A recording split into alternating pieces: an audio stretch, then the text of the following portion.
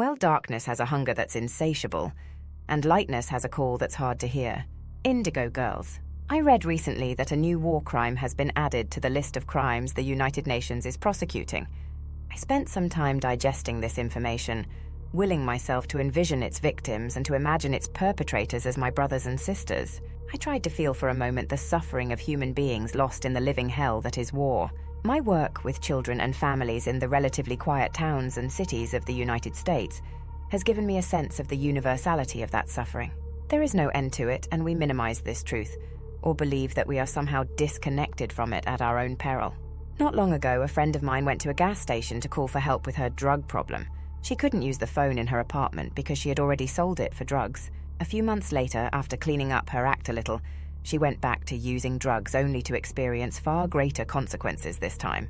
Who among us has not either fallen into a downward spiral or been afraid of following in my friend's footsteps? Who has not known the insatiable hunger of darkness? Lightness has a call that's hard to hear, but each time we choose to hear it, the call becomes a little clearer. We spend our days badgered by voices that tell us to judge others, fear others, or harm ourselves. But we are not obligated to listen to those voices, or even to take responsibility for them.